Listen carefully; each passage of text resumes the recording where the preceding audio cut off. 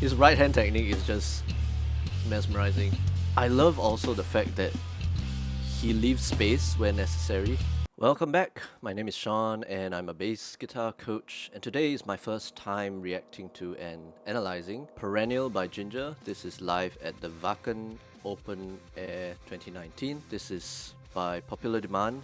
I did a poll, you guys voted for this, and many of you have requested it as well. So I will be listening out for the bass lines, the rhythms, the arrangements, and the composition of the song. And a real treat, I think, I hope, for myself and maybe you guys, is that after this, like right after this, I will be also reacting to the bass playthrough of the same song. So let me know if you guys like this format where I do a Jinjer song and then the bass playthrough or some other playthrough. You guys let me know. First time I'm doing it, let's just try it out. I hope we all like it and I'm pretty sure we will. So let's get into it. Alright, I'm excited. Look at all these guys. Dankeschön, Germany. I'm just as excited as one of them. With the next song, we must say goodbye to you. Oh, last I'd rather song? not goodbye, but see you next time. Come on. This autumn feels like funeral to That's a me. really cool suit. The longest song of Gold the year. suit. And not for what has passed, Oh, the anticipation is killing but me. for what shall last. Look at those faces.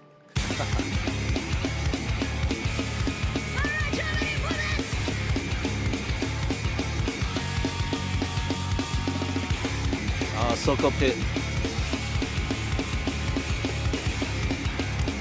I can never get over that tone. That snare tone, lovely.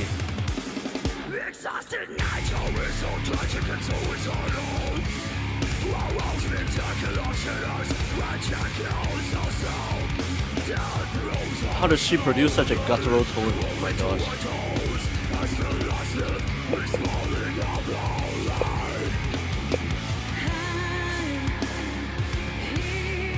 Straight into the singing. Beautiful. Beautiful chords as well.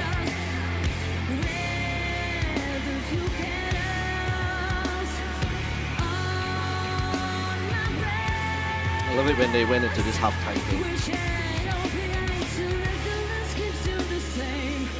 Nice cut there. Oh, what a beautiful melody. What a beautiful melody. I just want to hear that again. Let's just hear it from the beginning of the song. So good, right? It's just 1 minute plus. They've got the heaviness, the aggression, and then they've got this, just the beautiful ethereal melodies that Tatiana wrote. Wow. But for what shall do this. last.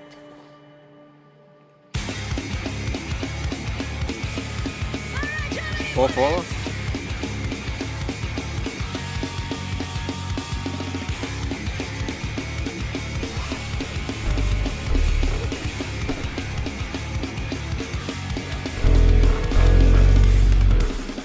Exhausted night, always so tragic and so eternal. Walrus, spectacular shatters, Such a badass riff. death throws us slowly, crawling to our toes, as the last leaf is falling apart.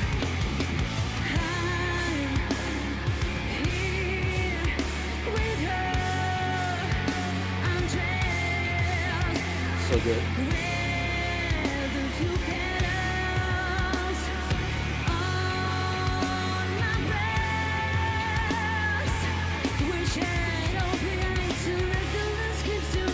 Oh, nice.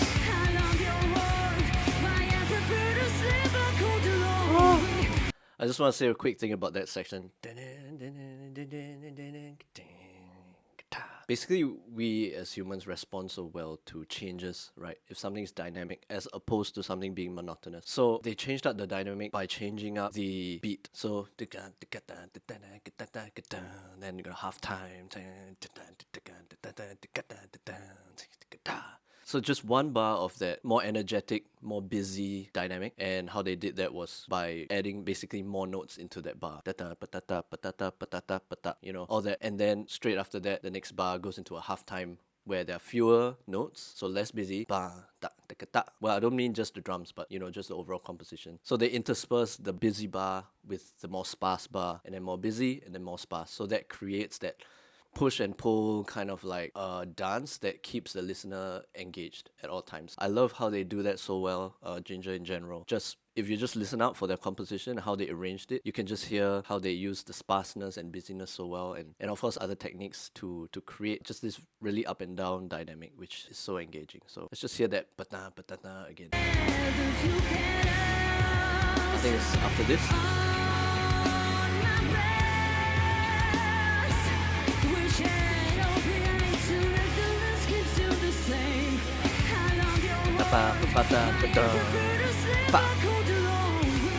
So nice. I love how the heaviness just contrasts so well with her beautiful melodies.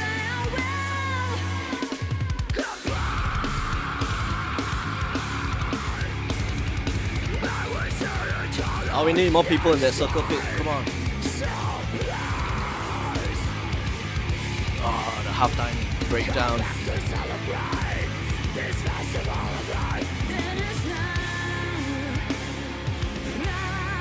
Oh, this is a feast for the ears.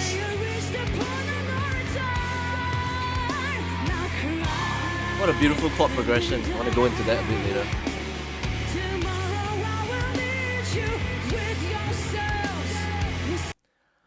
Alright, so it sounds like the progression that they were doing there. When I say progression, it basically means how the chords progress. Some people call it chord changes. It's the combination or sequence of chords that's being used in a certain section. So the progression that they went on sounded like a C sharp major, and then it went up to a D major, which provided a lift, right? So, and interestingly, it then went into the F sharp minor and then F minor. So this is probably quite unusual because it's not abundantly clear whether they are sticking to a particular mode or a particular scale. In this case, I don't want to try and restrict it to a particular mode or scale, but just enjoy the progression, these 4 chords, for what it is. It's an interesting progression. This tells me, or at least it indicates, that they weren't trying to stick to a particular, or at least a conventional major scale key or the modes within the major scale. They just wrote a progression based on the emotion that they were trying to convey. And so the C major to the D major gave the lift, and then went back down like almost a pessimistic kind of vibe to the F sharp minor, and just as you thought it couldn't get any more pessimistic, it goes down further to the F sharp minor instead. So, sorry, to the F minor. So that was a really cool way the progression manipulated our emotions, or at least how it created certain emotions. So let's just continue from there. This festival of life, that is now.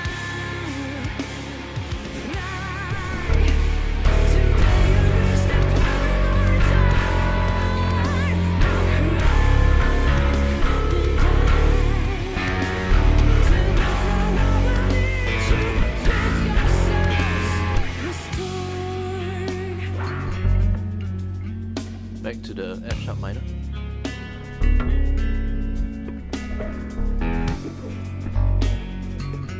Oh,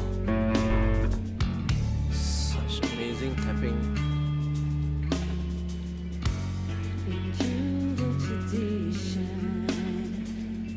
Oh, so tasteful. Oh my gosh. Oh.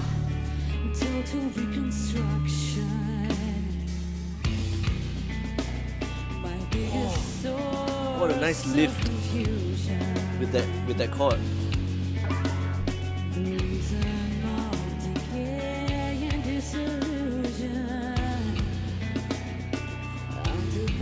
Oh, we'll talk more about that progression later. Such artistry. Oh my gosh. No, you're not dead. Just enjoying coma.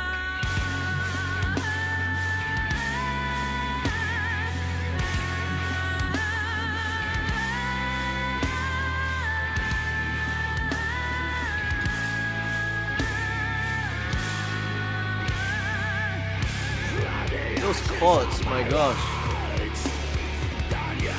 This song is a chordal masterpiece.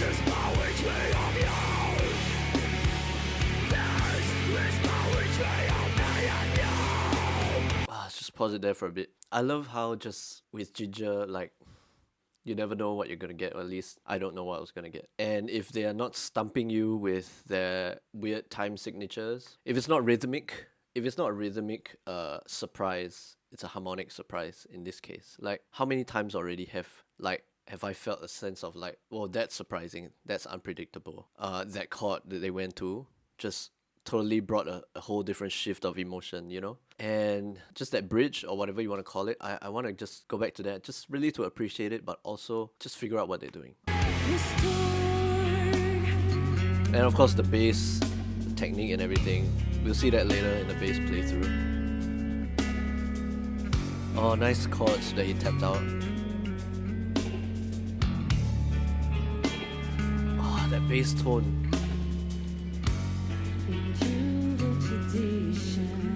Just continue on the C sharp and the F sharp minor.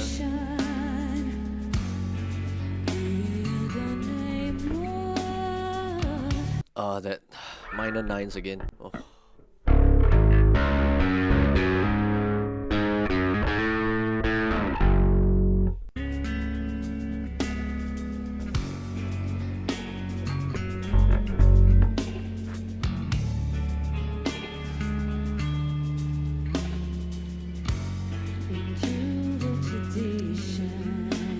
Nice, very nice.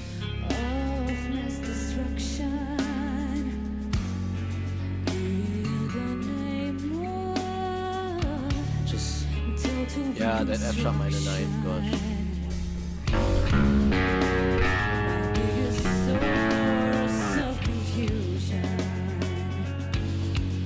Oh, I think they changed it already. Sorry. Total reconstruction. My biggest source of confusion. The reason of decay and disillusion. Oh, beautiful, beautiful chords. No, we're not dead. No, you're not dead. Just enjoying coma. So the entire bridge consisted of two parts. The first part had the progression of a F sharp minor 9, the one with the tapping. So again, it's the use of the minor 9 chord, which as I've mentioned in my previous videos, is something that's very Opeth-like, and it's clear they are influenced by Opeth. So the F sharp minor 9, then it went to the C sharp minor, back to the F sharp minor 9, and then to the D minor. It's very cool because they're all minor chords, which provided a very, I guess, a dark kind of vibe, because there's no major chord to like lift it. Even though the F sharp and the C sharp are quite friendly to one another, but the fact that they're both minor kind of caused it to perpetuate the sense of sadness or darkness, and then the D minor as well is also a minor. So, and then the second part of that bridge, it started with the B minor, again a minor chord, which is very cool, coming from the D minor right before that. It felt like a lift, because in the D minor, the mode of D minor, Aeolian, the expectation is that there is a flat 6 in there. However, the B that comes right after that is a major 6. It's not a flat 6. So when something is lowered or made flat, flat means lower, usually it creates an emotion of sadness or going dark. Whereas if something is in like the major 6, it has a more happy kind of connotation. So when it went from the D minor to the B minor, it was a bit of a mixed bag of emotions, because on one hand, the B gave it a lift because it's the major 6 of the D. However, the fact that its quality was a minor continued perpetuating that melancholy and that darkness. So I think this is such a genius bit of writing and composition, taking the D minor to the B minor. That second part, the B minor, and then it went to the F sharp minor, which was also in the first part of the bridge, to maintain that thread of consistency, like it's still cohesive because you're using the same chord. The F sharp minor is present in both parts of the bridge. And then it ended on the D major, which I think suits the lift that's needed at the end of the bridge going into this next section. So yeah, it's really cool. I don't want to go too technical into the harmony of it. So let's just listen on from here. Of mass destruction.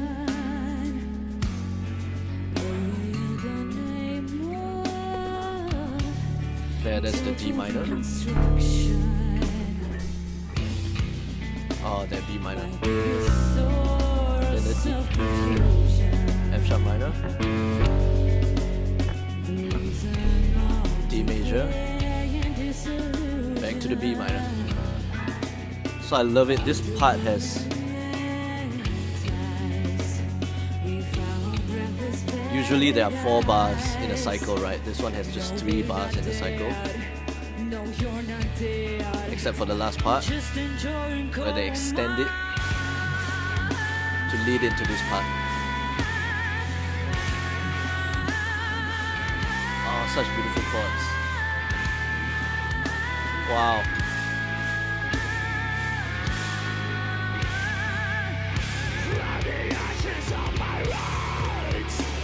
Did these guys, I'm just curious, are they music school graduates? Because the way they write is very, I mean, they're just making use of a lot of harmonic tricks.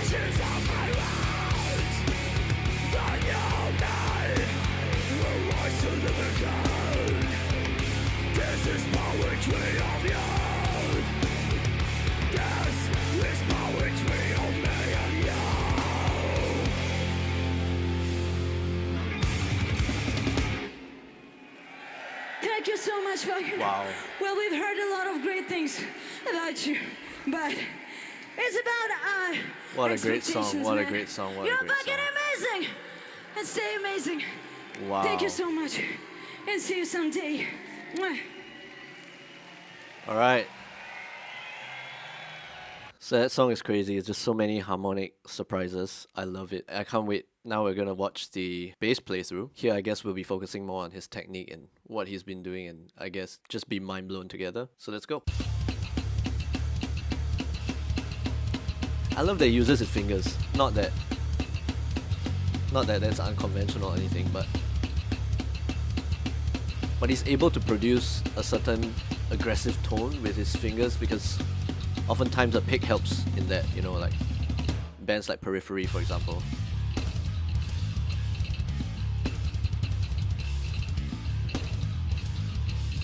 Ah, just love how he uses that ring finger for that gallop.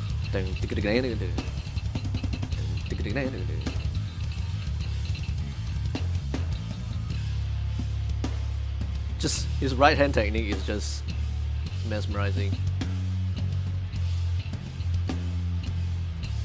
Or rather, plucking hand technique, I should say, in case we have left-handed players here. Oh, nice, he has a ginger inlay on his 12th fret as well.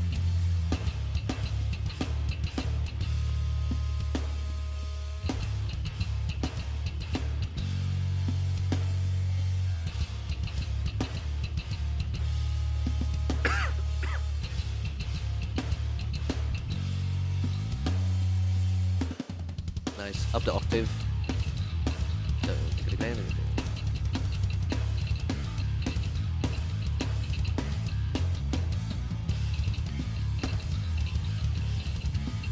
Nice. This riff requires some raking, where he just rakes down from the higher strings to the lower strings.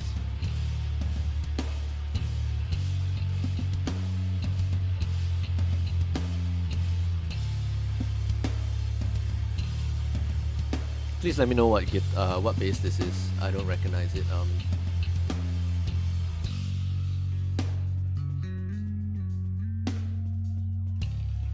Nice. Ah, nice chord. Yeah, just going on the 9s, 10s.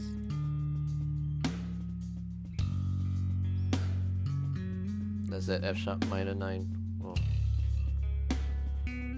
C sharp minor.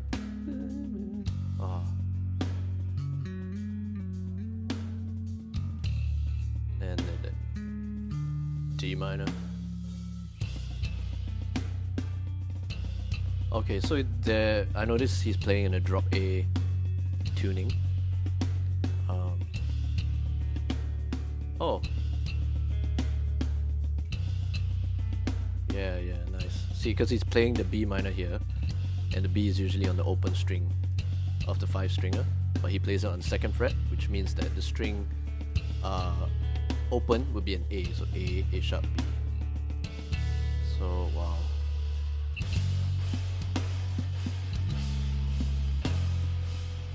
I love also the fact that he leaves space where necessary. See? Space. Ding.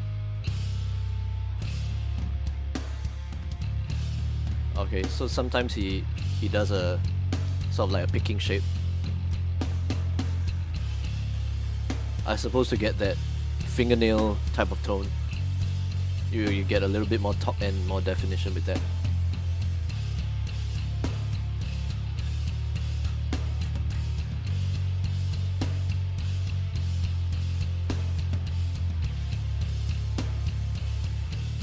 Nice.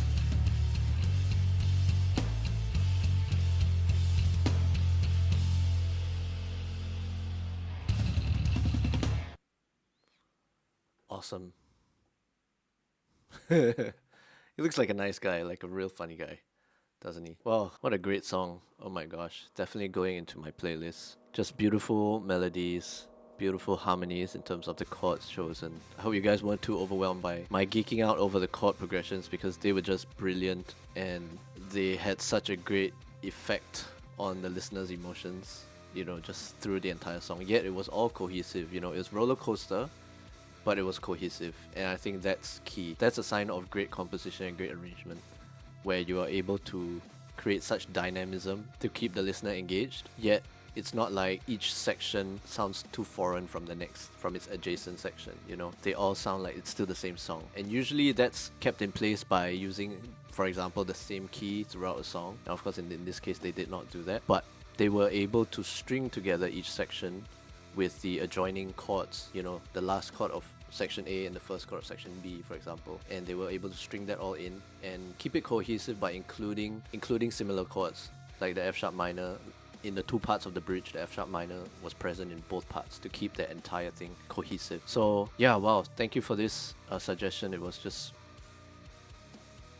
these guys are mind-boggling. Like, every single song is a banger, you know? Every single, well, I haven't heard their entire discography, obviously, but every single song I've heard so far, it's just got so many gems, so many gems. Well, thank you. Thank you for joining me. If you want more content like this, please subscribe, drop me a like. If not, thank you for dropping by anyway, and I will see you guys in the next video.